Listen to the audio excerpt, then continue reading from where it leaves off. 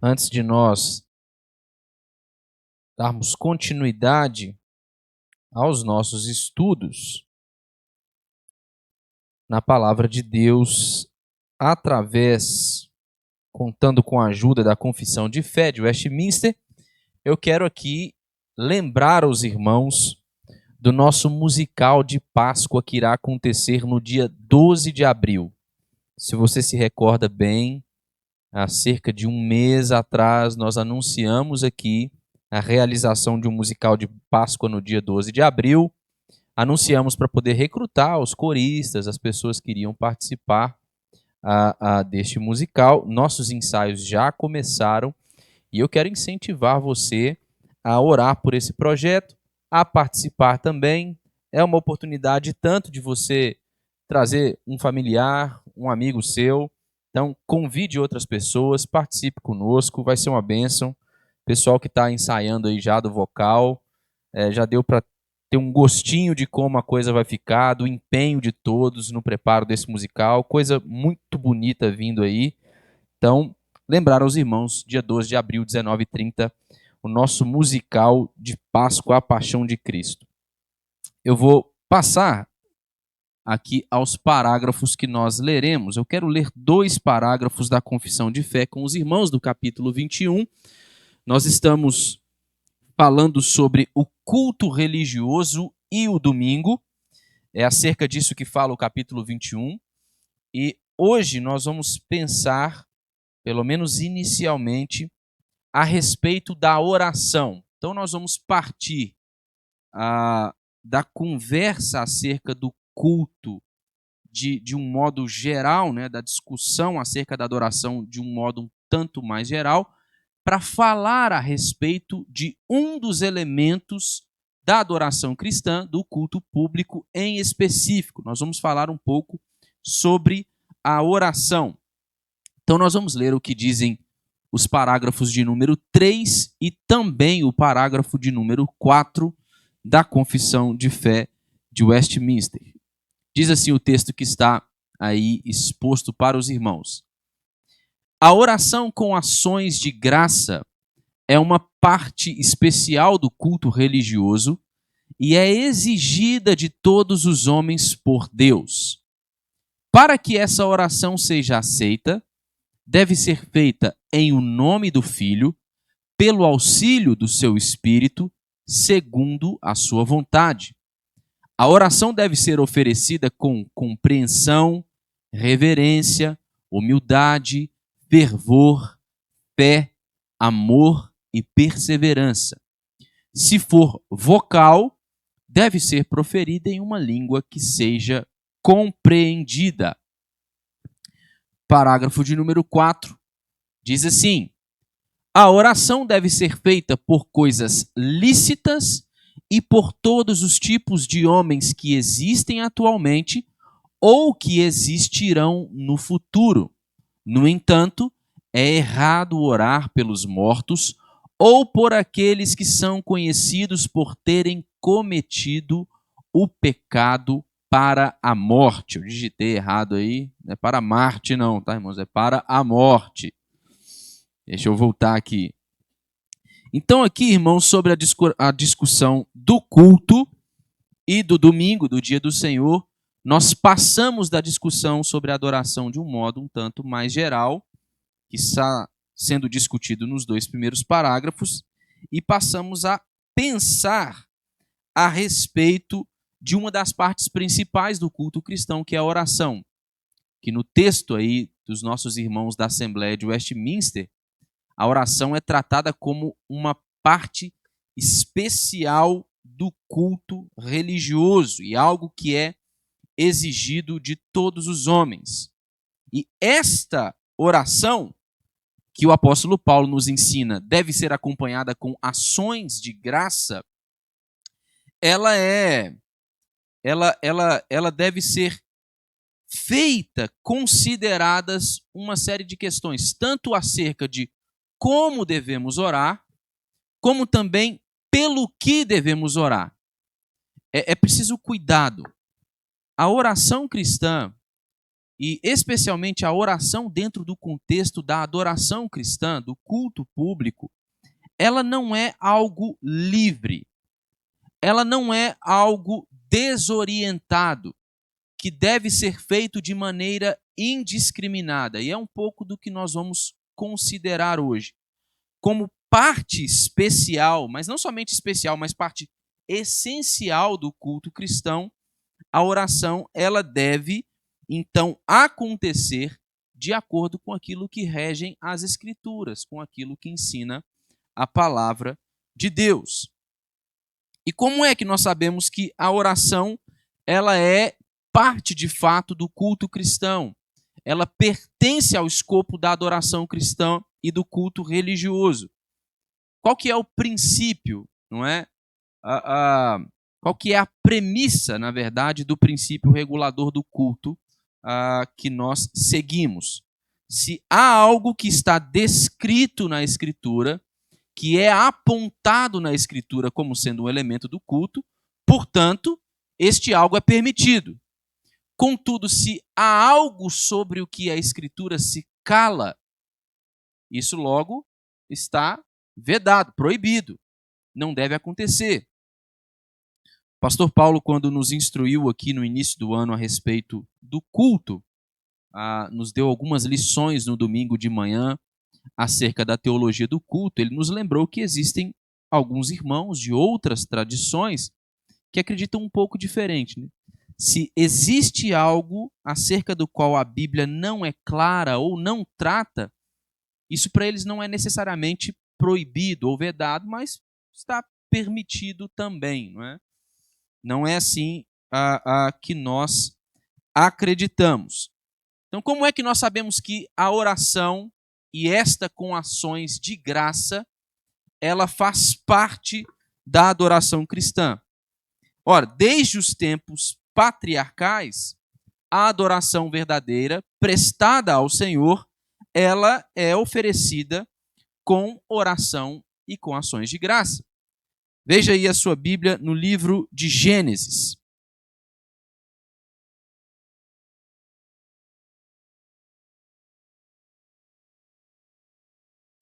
Gênesis, capítulo de número 20.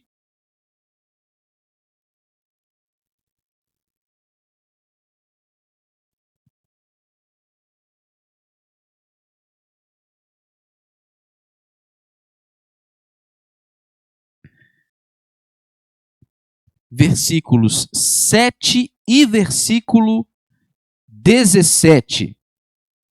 Quem tiver encontrado pode ler para nós. Gênesis capítulo 20, versículos 7 e 17.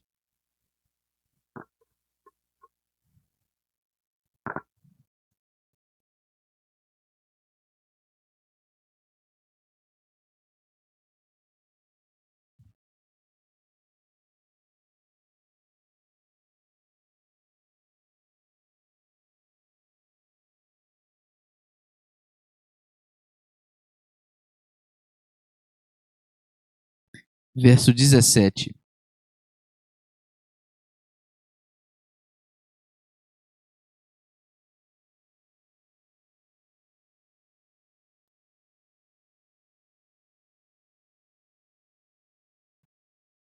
Então veja só, nós temos aqui em Abraão o pai da fé, o representante do povo de Deus.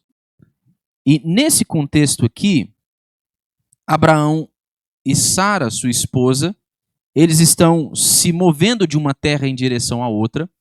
Eles encontram-se com Abimeleque, que é um nome comum para designar o governante daquela região, não é necessariamente o nome daquele indivíduo.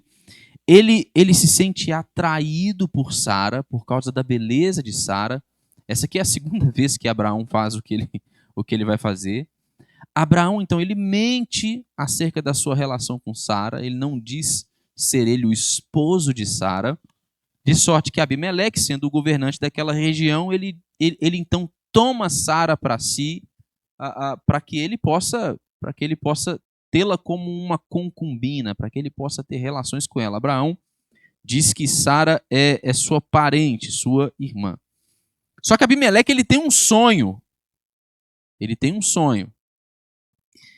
E neste sonho o Senhor fala com ele. E fala com ele o revelando a verdadeira relação existente entre Sara e Abraão. Sara é a esposa de Abraão. E o Senhor toca Abimeleque, as mulheres e servas de Abimeleque, para que eles não mais pudessem ter filhos, eles ficam estéreis.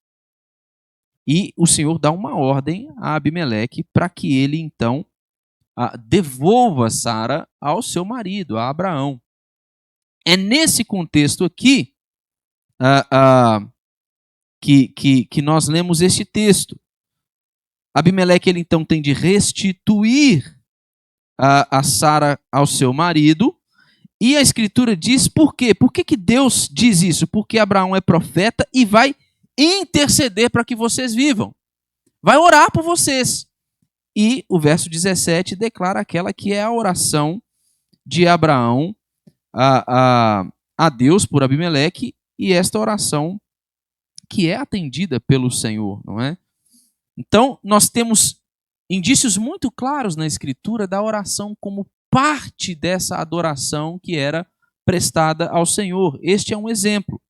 Um outro exemplo está em Números, no capítulo 21, no verso 7, você não precisa abrir, em que nós vimos Moisés agora orando pelo povo de Deus.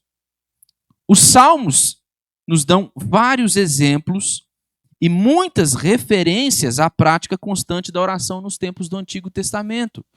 Então, existem indícios claros, referências claras da palavra inspirada de Deus acerca da oração como um elemento de adoração religiosa, como um elemento de culto religioso. Se nós formos ao primeiro livro dos Reis, no capítulo 8, entre os versículos 22 e 53, é um texto grande, nós não o leremos, mas nós vamos ver lá, por exemplo, que na dedicação do templo, Salomão, que era o rei de Israel, ele se coloca diante do altar do Senhor, na presença de toda a Assembleia de Israel, e profere uma oração que é o que está descrita no texto que eu mencionei do capítulo 8 de 1 Reis.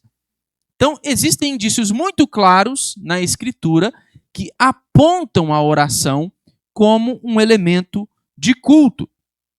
E isso fica ainda mais claro no Novo Testamento, porque esse aspecto da adoração coletiva, da adoração cristã, este elemento que é a oração, ele continua. Nós vamos ver, por exemplo, que Jesus Cristo ele foi fiel na sua vida de oração privada. Orava constantemente, mas não somente isso. Jesus Cristo foi fiel em sua vida de oração privada, mas ele também orava diante dos seus discípulos, juntamente com os seus discípulos. É o caso, por exemplo, de João, da oração sacerdotal no capítulo de número 17. Nós vamos ver, por exemplo, também, irmãos, no Novo Testamento, que a oração ela era um elemento constante na adoração pública da Igreja Apostólica. Esse texto eu quero que você abra. Atos dos Apóstolos.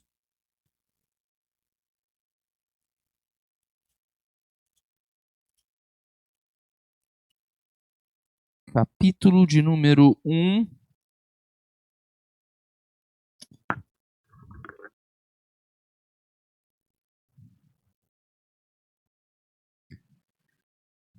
Versículo 14. Atos 1, verso 14.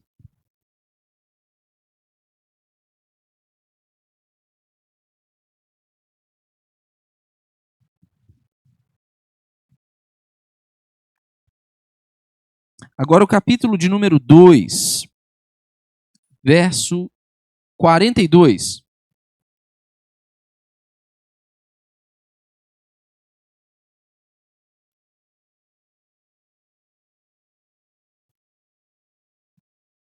Então, em todas estas descrições da maneira como se reuniam os primeiros cristãos, nós vemos claramente a presença da oração como um elemento de adoração.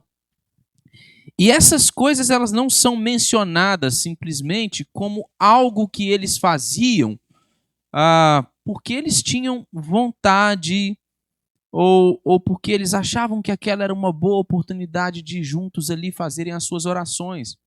Fica claro para nós no Novo Testamento o caráter de importância da oração como elemento de culto, quando nós vemos, por exemplo, que os apóstolos, em diversas ocasiões, eles ordenaram que as orações fossem feitas nas igrejas e também em todos os lugares.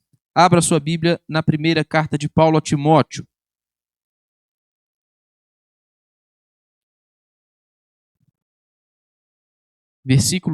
Capítulo de número 2. Versículo de número 8. 1 Timóteo 2, 8.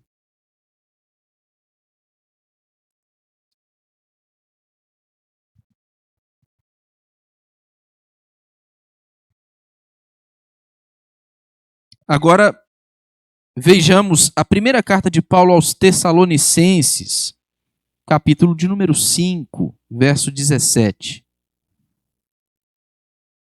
O apóstolo Paulo está aqui dando uma série de orientações aos crentes, orientações gerais acerca de diversos assuntos. Capítulo de número 5, verso 17. E agora quem encontrar pode ler para nós também Efésios, capítulo de número 6, versículo de número 18. Efésios 6, 18.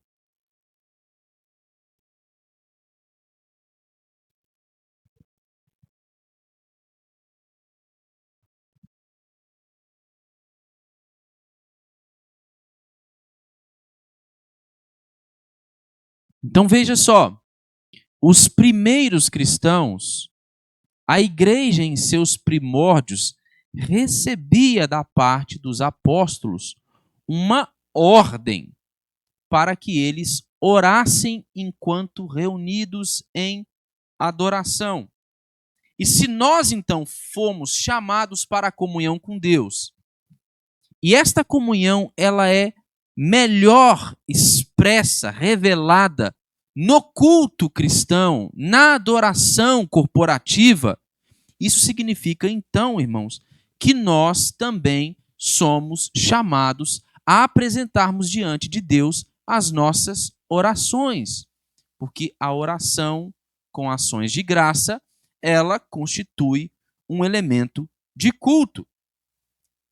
Então, nós devemos considerar aqui esta oração com ações de graças como parte especial, essencial, de extrema importância do culto religioso e algo que é exigido de todos nós cristãos que fomos chamados à comunhão com o Senhor. Mas veja o que diz mais o texto da confissão que nós lemos. Diz que para que a oração seja aceita, ela deve ser feita em o nome do Filho. Assim como as demais partes do culto, assim como nos outros elementos que fazem parte do culto cristão, é claro para nós que também as nossas orações, elas somente podem ser recebidas por Deus se elas forem feitas em o nome de Jesus. Isso fica claro para nós. Por quê? Porque, irmãos, com a vinda de Jesus Cristo para poder realizar a obra da redenção, o que aconteceu foi que todos aqueles ofícios mediadores da antiga aliança, do Antigo Testamento, eles encontraram o seu cumprimento em Jesus Cristo, de sorte que Jesus, ele é agora aquele que detém exclusivamente a mediação entre Deus e o seu povo. Nós somos ensinados pela Escritura que ele sozinho é o nosso sumo sacerdote, é o nosso profeta e é o nosso rei. E é justamente isso que Jesus ensina aos seus discípulos. É justamente isso que ele reflete como ensino aos seus discípulos no capítulo 14 de João. Abra sua Bíblia no Evangelho de João, capítulo de número 14, versos 13 e 14. Veja o que Jesus está a ensinar aos seus discípulos.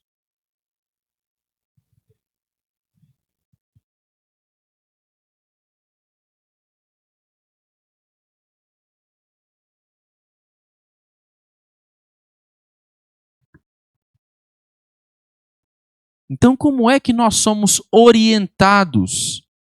Como é que nós somos ensinados pelo próprio Cristo, pelo nosso Senhor, a apresentarmos as nossas orações diante de Deus? Nós devemos apresentar as nossas orações diante de Deus em seu nome, no nome de Jesus. Elas têm de ser oferecidas a Deus em nome de Jesus.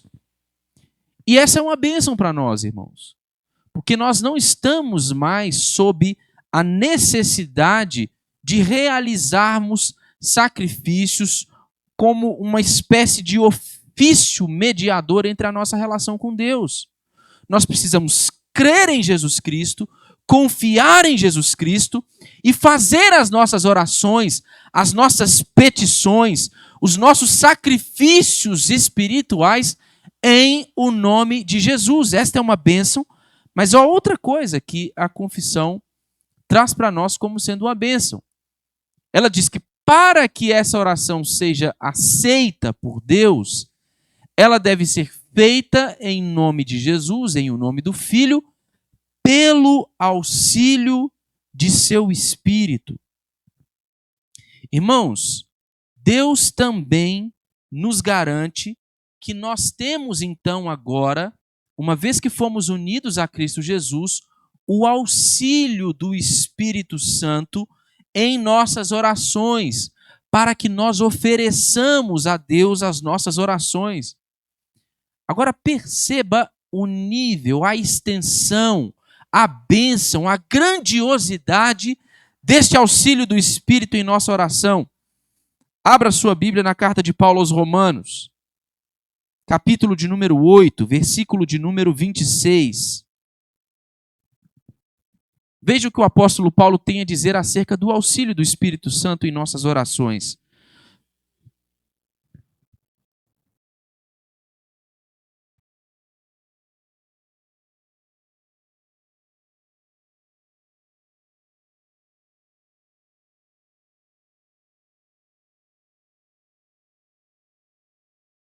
Irmãos, nós devemos apresentar as nossas orações a Deus em o nome de Jesus para que elas sejam aceitas e com o auxílio do Espírito. E Paulo está nos dizendo que, especialmente naqueles momentos e em circunstâncias que nós nem mesmo sabemos o que dizer, quando nós não sabemos como orar, o Espírito ele intercede por nós.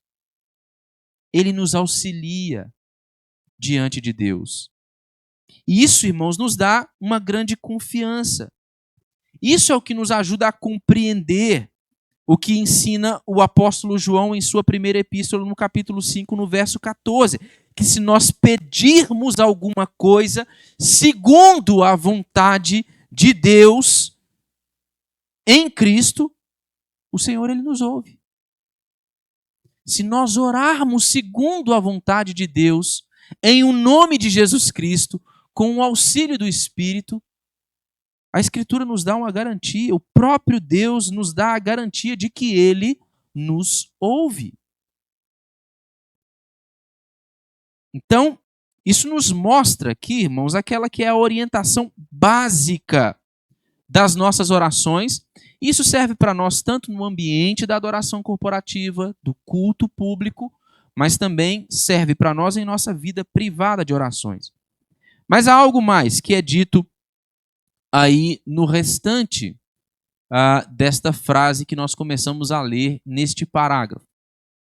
Para que a oração seja aceita por Deus, ela deve ser feita no nome de Jesus, pelo auxílio do Espírito Santo, segundo a sua vontade.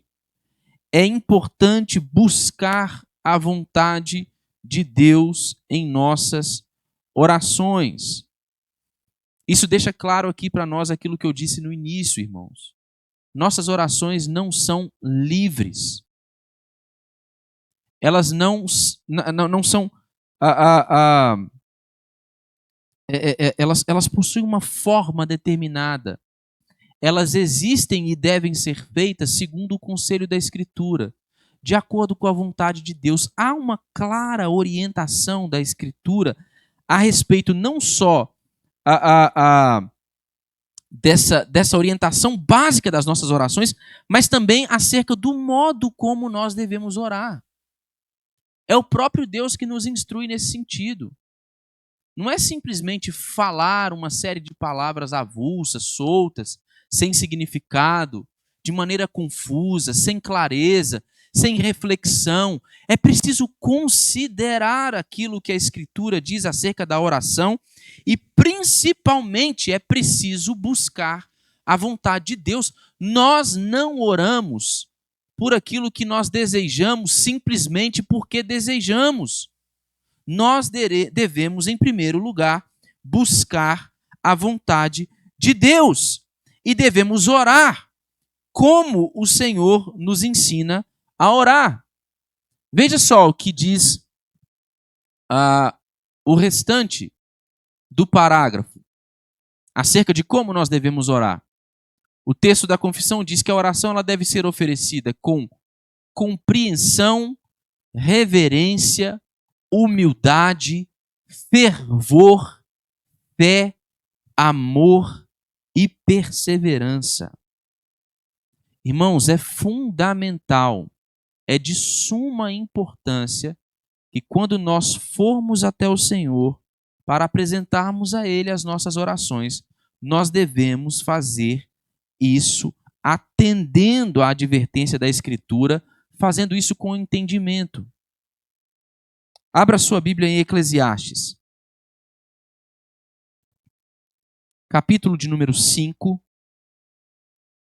versículos de número 1 e 2. Veja a advertência da Escritura, que nos mostra a necessidade de orar com entendimento, com compreensão, de maneira refletida, não de qualquer forma. Eclesiastes capítulo 5, versículos 1 e 2.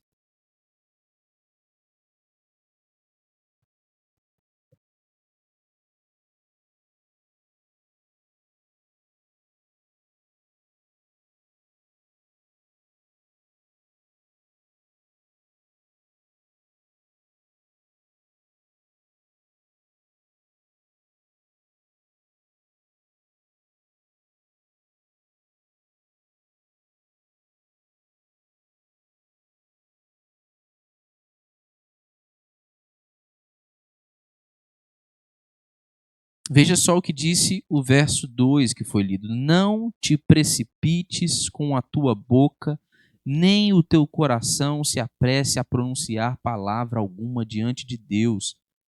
É necessário cuidado. Nossas orações devem ser feitas com o devido zelo. Irmãos, é preciso pensar sobre aquilo que nós oramos. Nós precisamos ter cuidado. Olha, especialmente no ambiente da adoração corporativa, no ambiente do culto público, é até mesmo necessário, irmãos, que ao chamarmos ou pedirmos a alguns irmãos para fazerem orações representando todo o povo de Deus na Assembleia a solene, é preciso ter o cuidado de pensar naqueles irmãos que têm alguma condição de fazer essas orações de maneira correta, com um bom lastro teológico, uma pessoa que saiba colocar-se diante de Deus de maneira refletida, que não fala sem pensar, que antes de elaborar suas frases, pensa naquilo que ensina a Escritura. É preciso cuidado, irmãos. É preciso zelo. Pode falar, Jurandir.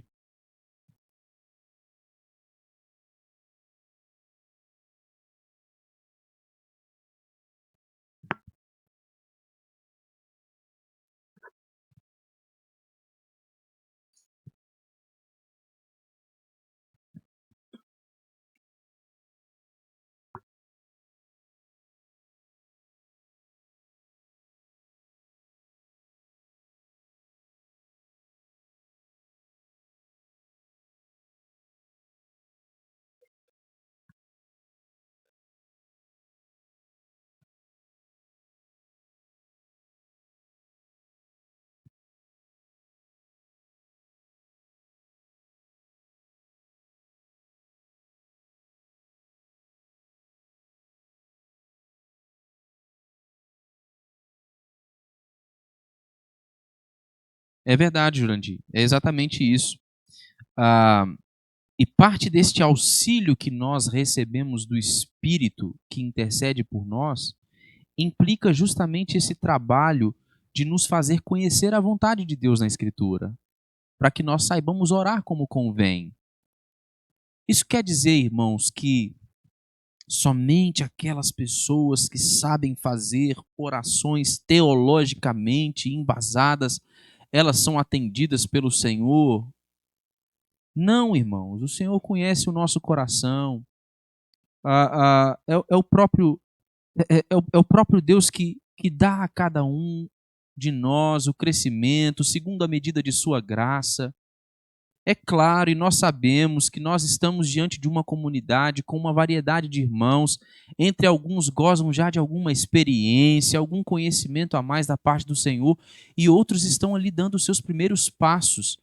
Mas isso não significa que nós devamos desprezar, irmãos, desprezar o zelo com as nossas orações, que nós devamos desprezar a necessidade de entendimento, de compreensão acerca do que se ora.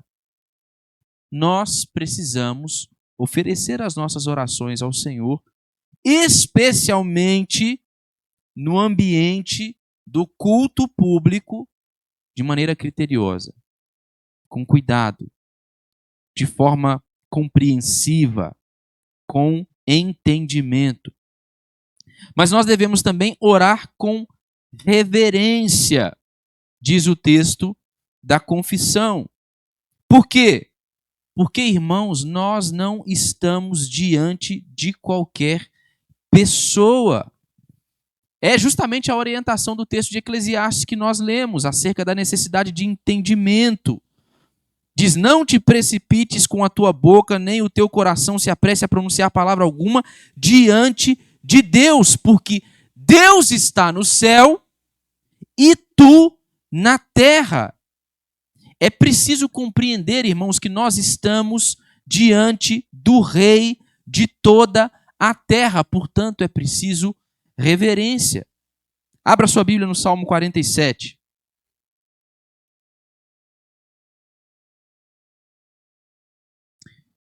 Salmo 47 não, meus irmãos, eu vou para o outro texto, desculpe-me.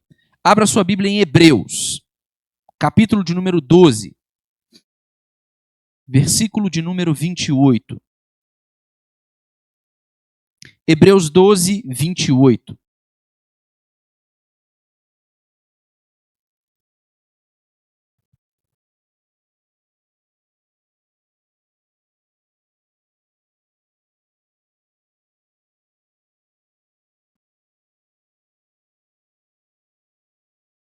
Como é que nós nos portamos diante de Deus de modo agradável, irmãos? Como é que nós nos apresentamos diante de Deus para apresentar a Ele as nossas orações com reverência e santo temor? Irmãos, é necessário critério, compreensão, reflexão, entendimento para fazermos as nossas orações, mas é necessário reverência, temor de Deus. Nós não podemos nos portar de qualquer maneira diante de Deus. Nós não podemos nos colocar diante de Deus para fazermos as nossas orações de maneira despretensiosa, desleixada. Irmãos, é preciso reverência. E é preciso orar com humildade. Nós precisamos apresentar as nossas orações diante de Deus com humildade. Veja só o que nos ensina Abraão, o pai da fé. Gênesis no capítulo 18, verso 27. Veja o que Abraão nos ensina quando ele pensa no ato de falar com Deus, de fazer a Deus as suas orações. Gênesis 18, 27.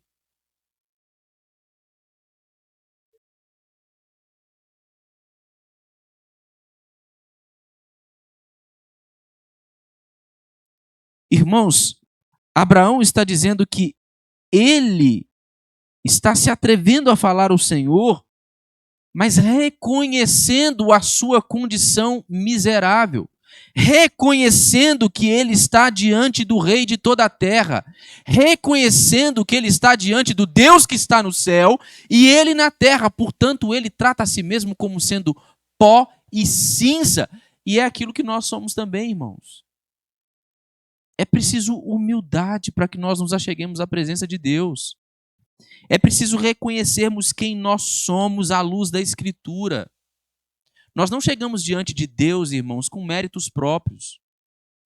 Nós não chegamos diante de Deus por causa do tamanho do esforço que nós empregamos em nossa experiência cristã, na nossa jornada cristã. Não é por causa da quantidade de pessoas que nós ganhamos para Jesus. Não é por causa do esmero no nosso estudo da Escritura. Não é por causa do tempo que nós dedicamos em nossa oração que nós somos recebidos diante de Deus. É por causa de Jesus, irmãos. Nós somos pecadores. Somos pó e cinza. Devemos nos humilhar diante do Senhor. Devemos reconhecer nossa condição. Se queremos orar como convém, se queremos orar de acordo com aquilo que ensina a palavra de Deus, é preciso orar com humildade. Contudo, veja só, irmãos, nós precisamos oferecer nossas orações ao Senhor com humildade, mas também nós precisamos oferecê-la com um coração fervoroso. Nós devemos nos lembrar que, como ensina Tiago em sua epístola no capítulo 5, no verso 16, a oração do justo, a súplica do justo, muito pode por sua eficácia. E quando nós oramos, nos ensina também Tiago, nós devemos então pedir com fé, com um coração cheio de fervor e com fé, crendo que nós receberemos o que pedirmos ao Senhor, se isso estiver de acordo com a vontade de Deus. Abra sua Bíblia em Tiago, capítulo de número 1, versículos de número 6 e 7.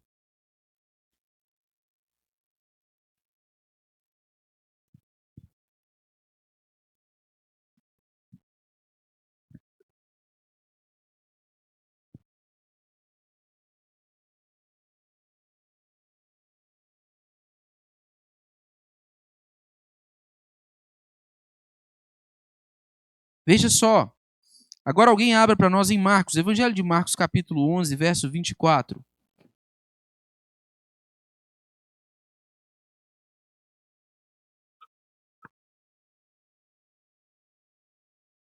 Marcos 11, 24.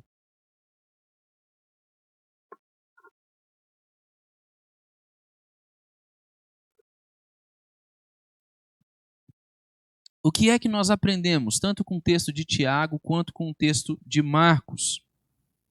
Nós aprendemos não só acerca da necessidade de fervor nas nossas orações, mas nós aprendemos que nós devemos nos apresentar diante de Deus com fé. Irmãos, nós não devemos ousar chegar ante ao trono da graça sem fé, sem confiança de que o Senhor pode nos atender, de que Ele nos ouve e de que Ele nos atende segundo a sua própria vontade.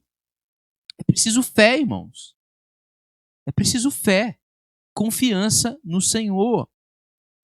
E até que o Senhor ele responda nossas orações de acordo com a sua vontade, nós somos ensinados pelo texto da confissão e também pela Escritura que nós precisamos ser perseverantes em nossas orações. É preciso orar ao Senhor com fervor, com fé, crendo que nós recebemos aquilo que Ele tem para nos dar, mas enquanto não ainda recebemos, enquanto nós estamos ainda a esperar para que se cumpra a vontade de Deus no seu devido tempo, nós não abandonamos as nossas súplicas. Nós não deixamos de orar. Nós devemos perseverar, irmãos. Continuar a orar. Continuar pedindo a Deus para que cumpra a sua vontade em nossas vidas. Para que faça aquelas coisas que nós desejamos em nosso coração que estão em pleno acordo com o que ensina a palavra de Deus. Nós temos de perseverar em nossa vida de oração. Abra sua Bíblia na carta de Paulo aos Colossenses, capítulo de número 4, versículo de número 2.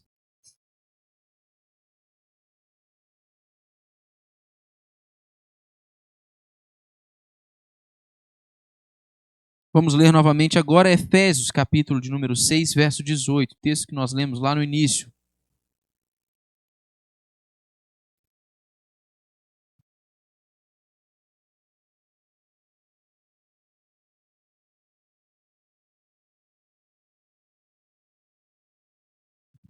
Portanto, irmãos, nós podemos ver que a Escritura é clara para nós quando ela nos ensina que nós devemos orar perseverantemente. E, por último, irmãos, mas não menos importante, pode falar, pastor. Sim.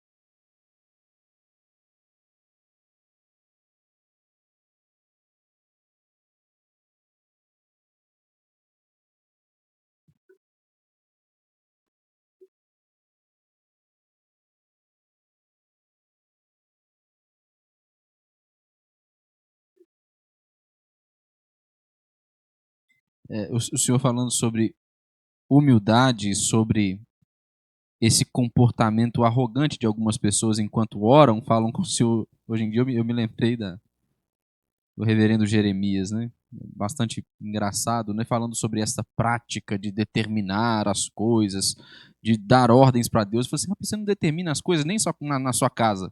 Você não chega para sua mulher e fala assim, eu determino que você faça um café agora. Não vai dar certo. Você não faz isso com sua mulher em casa, você não vai fazer isso com Deus. É preciso cuidar. É engraçado, ele fala isso de maneira como uma piada, né? Como uma brincadeira, mas é um fato, né? A, a, essa prática e esta teologia diabólica que diz que nós podemos determinar as coisas, declarar as coisas, em o nome do Senhor e ele tem, de alguma maneira, a obrigação de nos atender, ela é fruto de um completo desconhecimento do ser de Deus e de seus atributos. É um desprezo pela soberania e a magnitude do Senhor. É preciso saber, né, diante de quem que nós estamos e quem nós somos. É preciso reverência, humildade, muito cuidado e zelo. Mas continuando aqui, obrigado, pastor, pela reflexão. Continuando, nós devemos também orar ao Senhor com amor. Com amor. Isso não significa, irmãos, que nós devemos chegar diante do Senhor simplesmente com um amor que nós declaramos ser um amor por Ele, mas um amor que nós apresentamos por Ele que tem o seu fundamento na manifestação deste amor uns pelos outros. Nós devemos orar com amor, mas nós poderíamos muito facilmente dizer que amamos o Senhor enquanto desprezamos o nosso irmão. Então, o que significa orar? Vir diante do Senhor em amor para apresentar as suas orações significa amar o seu irmão, preocupar-se com o outro, apresentar-se diante de Deus com uma disposição perdoadora em relação às ofensas do seu irmão. É assim que nós provamos o nosso amor por Deus, irmãos, quando amamos uns aos outros. É assim que Jesus nos ensina a orar, irmãos. Na oração dominical, abra sua Bíblia. Mateus, capítulo de número 6. Versículo de número 12. E também os versículos de número 14 e 15. Mateus 6, versículos 12, 14 e 15.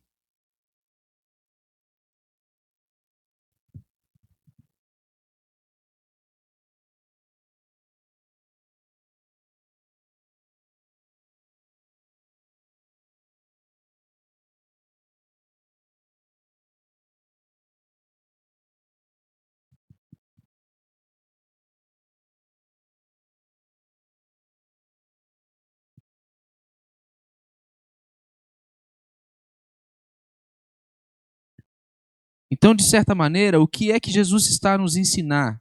Que para nos apresentarmos diante de Deus, orando de maneira correta, como convém segundo a Escritura, com amor, nós devemos manifestar este amor, então, em relação ao outro, em relação ao nosso próximo. É assim como nós devemos orar. E para finalizarmos esse parágrafo, e eu vou parar, irmãos, eu queria conversar sobre o próximo parágrafo, mas nós vamos parar por aqui. O texto, na última frase, diz que se esta oração ela for vocal, se for uma oração audível, ela então deve ser proferida em uma língua que seja compreendida. Primeira carta de Paulo aos Coríntios, capítulo de número 14, versículo de número 14.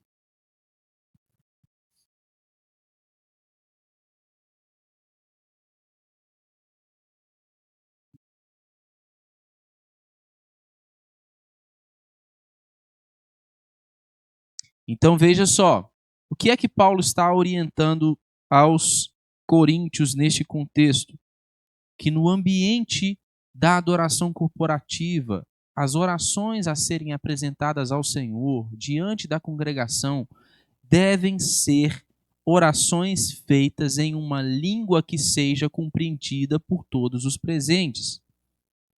E é bom frisar isso aqui, vale a pena mencionar isso aqui, que é dito no texto da confissão, e que é explícito nas Escrituras, especialmente quando nós consideramos este ambiente mais carismático da fé cristã.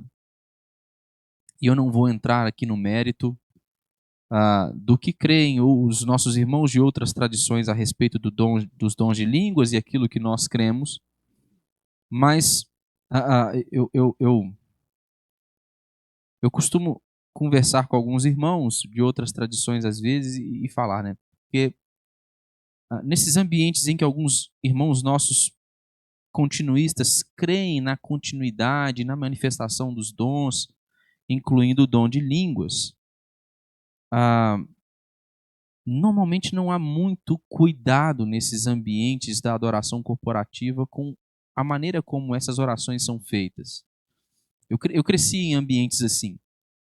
Ah, e não entrando no mérito do que creem os nossos irmãos, de como interpretam o texto da Escritura, um erro é flagrante, irmãos, nesses meios muitas vezes.